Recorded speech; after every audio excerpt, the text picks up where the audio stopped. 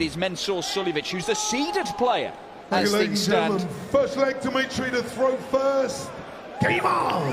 And it is Dimitri van den Bergh, one of the top performers from the opening round, who has the darts in this race to 6. I'm Dan Dawson, former world champion Mark Webster is alongside me for what should be 57. An astonishing night of darts.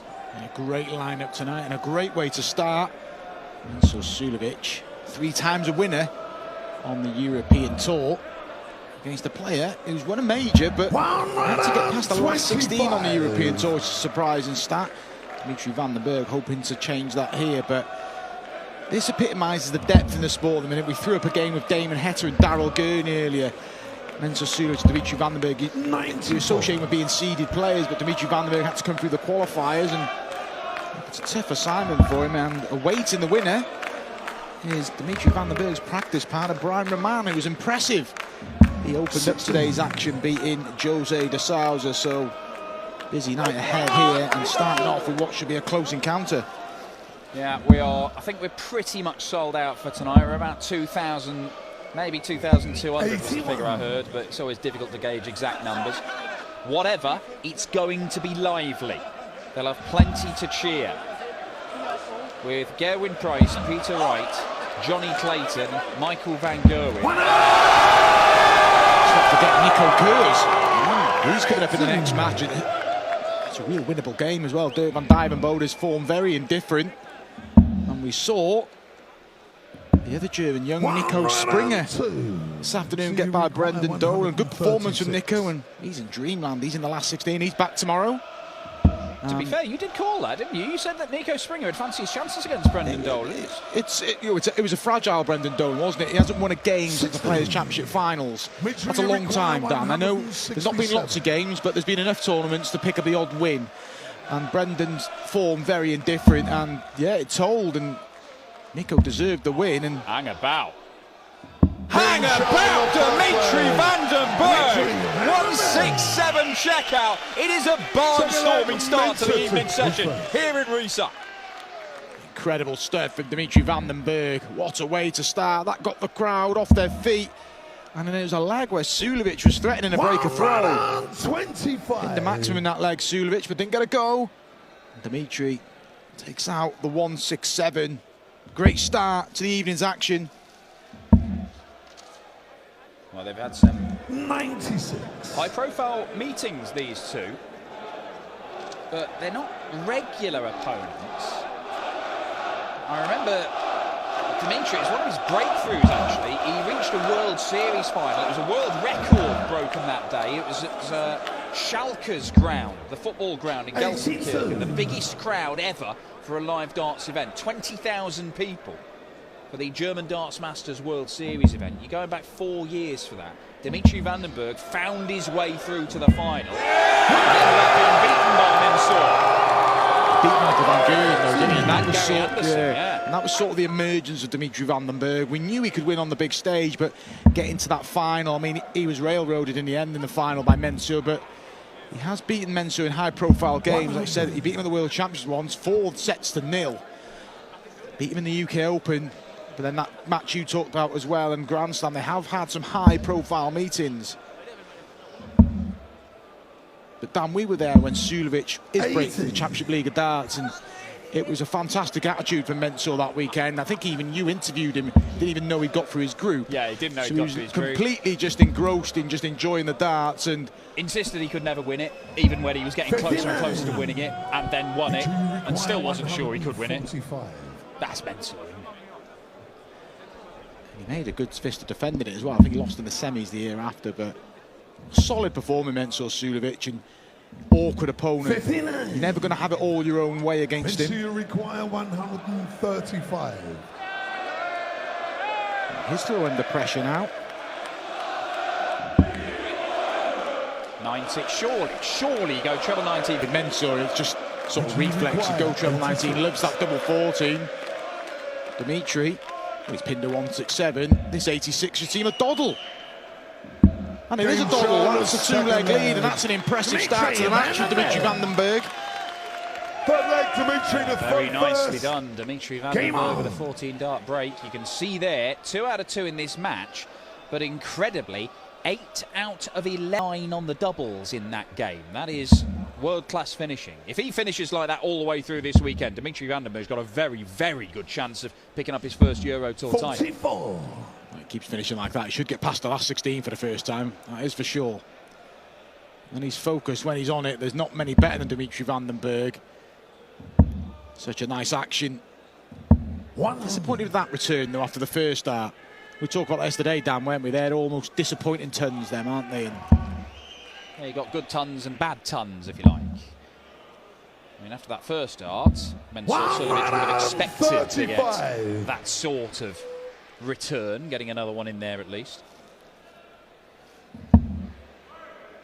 Dimitri does have this capability to go ballistic, though. Got levels, hasn't he? Yeah, really big levels.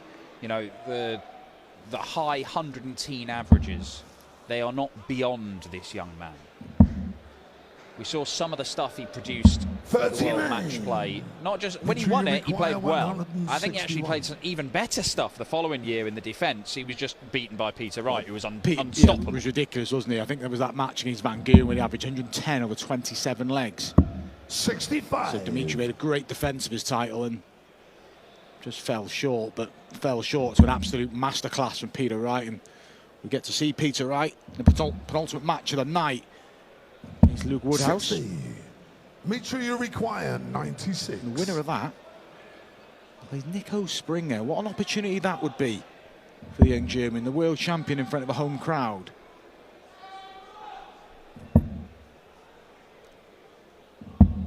I'll tell you what, just to illustrate the levels that Dimitri van den Bergh has, when you look at his record averages, he has gone over the 110 mark 7 times. They have all come in the last 59.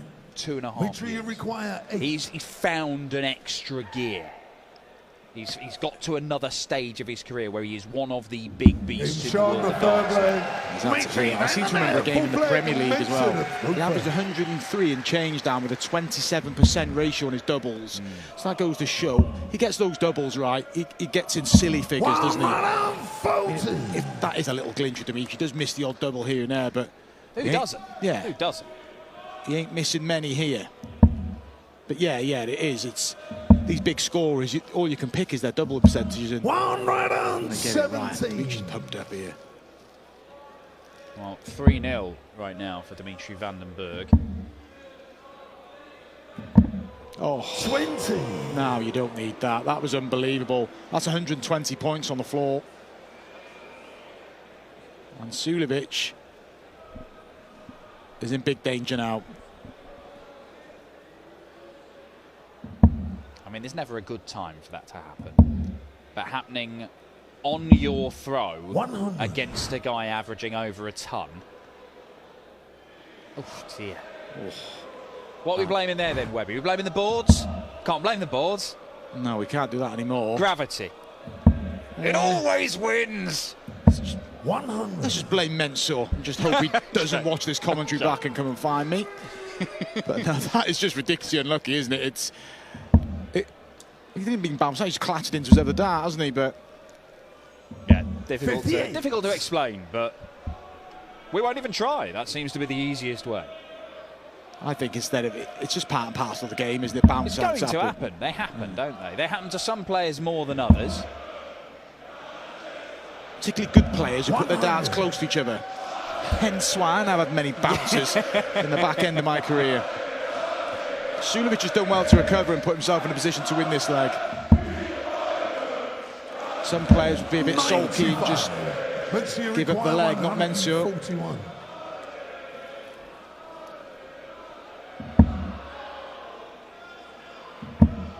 We talk about players where wins just come naturally to you. Well, Mensur Suljovic had to work hard for every title, every game as well, because that is not a natural action. It's something he works really hard on to achieve what he's achieved. Kudos to him. When I first joined the PDC, he relied on the European Tour Order of Merit down, which he just had to finish in the top 8. Just hang fire for a second, yeah, and he didn't really travel. And you thought that was going to be what Mensur did, but he took the gamble and he's reaped the rewards. European Tour wins, 2 Premier League campaigns, and he was never out of place in those Premier Leagues. Yeah, he's rather unfortunate to be eliminated in one of them. Game shown He's the playing foot flag. excellent stuff. Mensur. He does have a leg on the board now, Mensur Dimitri, the Suljovic, pinning that first. double eight, but it's Game on. only a hold of throw. However, he was in a spot of bother in that leg. After that 120 points on the floor, he was second favourite, so it will feel a bit like a break. 93. Do you see these players, how much one treble means to them? We saw Dimitri there, we saw Louis Williams. When that one treble comes to the last start, One right on 40. the clenched fist, but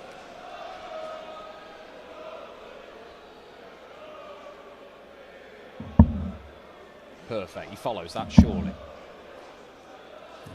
One Yeah, well, he right gets on another one in. 40. had to.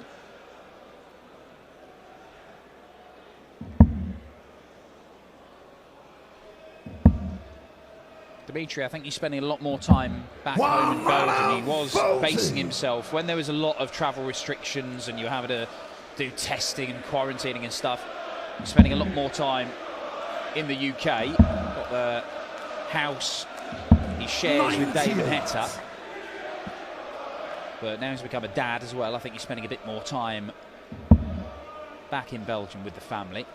Did you ever benefit from having a decent practice partner, Webby, or Do you know what? solo practice? No, I used to 70. sort of reap the rewards. I used to practice David Pallett a lot, and you know, people say he's not one of the most high-profile players, but he was a good practice partner for me, and I think I was good for him. Just Hang about. you know, saw his 167 and raised it with a 170, but yeah, just for me, my favourite practice partner was David Pallett, just because he knew my routine, I knew his, and it doesn't have to be a player you're close to in the rankings or anything like that, but at the time David Pallett was just getting in the worlds. I was just starting to recover slightly from dark sides, and it was just a good spell, and we enjoyed each other's company. But so I think it does benefit, but you've got to do your own thing. Don't force yourself into a practice routine with a partner, Game shown the which fifth makes leg. it 4-1. Dimitri If you like practice on your own, do it. I know Joe Cullen doesn't like to practice with people. He does his own thing and he reaps the rewards, each to their own.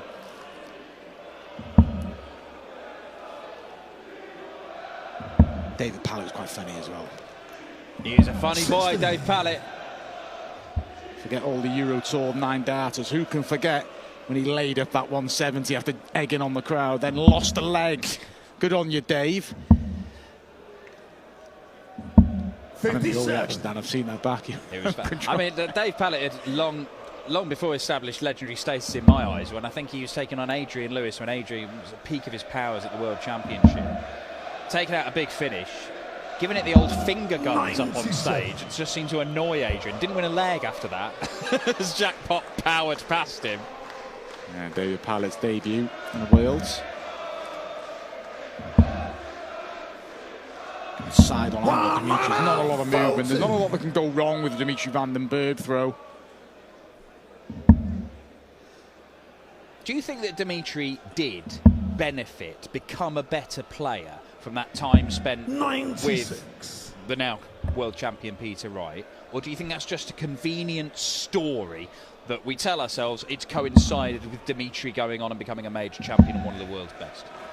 I always rated Dimitri van den 58. Bergh, so I'm not trying to take the credit away from Peter Wright, but this guy's had ability, and he's a good guy with it, a good advert for the game, the way he speaks, and yeah, he's used the system, hasn't he? Development tour, and he's played a tiny bit of challenge tour, but he's on the main tour. He's finally getting it right now, and we always said he had the big stage game, but competing on the floor, he's won a few Pro Tour events, and he's the complete package for me now, Dimitri van den Bergh, and I expect him to go up more levels in the next couple of years. Well, if you were asking me to pick players who are going to be winning major titles this year, I mean, look, you can pick out the usual suspects. You think that Price and Wright and Clayton, you know, they're all in the mix. But I think Dimitri van den Bergh leads now and will throw for what is a convincing victory. Dimitri van den Bergh, 5 out of 7 on the doubles.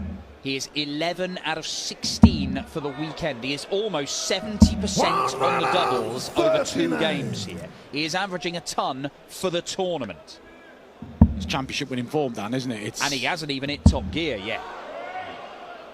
like we said, he's never been beyond the last 16. Looks like he's going to get to the last 16, and he'll, no disrespect to his opponent, it's a real good opportunity. Brian Rahman will enjoy himself, but Dimitri will start the game as a massive favourite, assuming he finishes the job here. We expect him to, but Suljovic started with the max.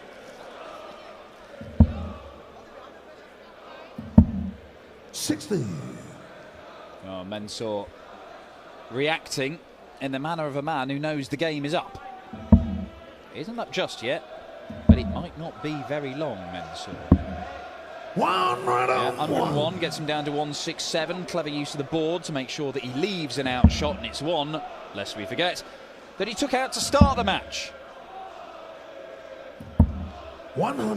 Yeah, Mensur just staying in touch, but you fancy Dimitri to have... Belgian faces his countryman and practice partner Brian Rahman for a spot in the quarter-final.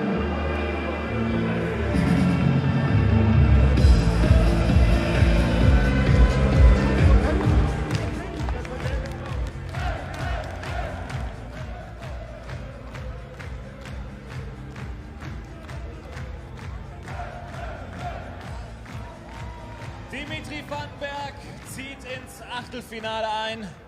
Dimi, herzlichen Glückwunsch. Wir haben uns gestern unterhalten und haben so ein bisschen auf die Partie gegen Mensur vorausgeschaut, vorausgeblickt. Und dann hast du gesagt, ihr beide, ihr kennt euch so gut, du hast so viel von ihm gelernt. Ich glaube, so klar hättest du es nicht erwartet gestern. Nee, auf jeden Fall nicht. Ja, ich glaube, Mensur war nicht in dieses Spiel, so wie ich ihn kenne, so wie er das kann. Aber außer das, wenn du so eine Chance bekommst, musst du einfach sagen, durchziehen, Dimi, durchziehen. Du hast ja auch ein Ziel. Es ist eine Sache, das, glaube ich, bisher noch nicht erzählt habe. 15. Februar habe ich meinen letzten Großvater verloren am Krebs. Also für mich war das ganz schön heftig. Und letzten Mittwoch, einen Tag vorher ich hier gekommen bin, hatten wir die Beerdigung. Ich habe ganz viele Emotionen durch mich gefühlt. Also im Moment geht es ganz gut und ich muss sagen, danke Großvater, für dich durch ist. Dimi, ich bin sicher, dein Opa hat zugeguckt und ich bin sicher, er ist stolz auf dich und über deine Leistung, die du heute hier gezeigt hast. Morgen im Achtelfinale geht es gegen Brian Rahman. Belgisches Duell, ihr beiden, ihr kennt euch sehr, sehr gut, schon aus der Jugend. Ihr habt bei der PDC nur einmal gegeneinander gespielt, auf der Development Tour vor 6 Jahren fast. Da hast du gewonnen, also, aber wie gesagt, ihr beiden, ihr kennt euch in- und auswendig. Ich glaube, es erwartet uns ein gutes Spiel morgen. Ich denke schon. Ich weiß, wie gut der junge Mann ist. Der hat doch gar noch nicht gezeigt in der PDC, wie gut er eigentlich ist. Ja, der war der Nummer 1 in den WDF oder wie man das auch sagt. Also wahnsinnig gut von ihm und ich weiß, der hat noch nicht gezeigt, was er kann. Aber was in der Geschichte passiert ist, ist möglich morgen nicht erholt. Also Kopf leer, Fuß auf dem Boden, wir schauen mal, ich gebe mein Bestes. Und außer das, meine lieben Leute hier, Dankeschön für die Unterstützung. Bis morgen. Dimitri van den Bergh.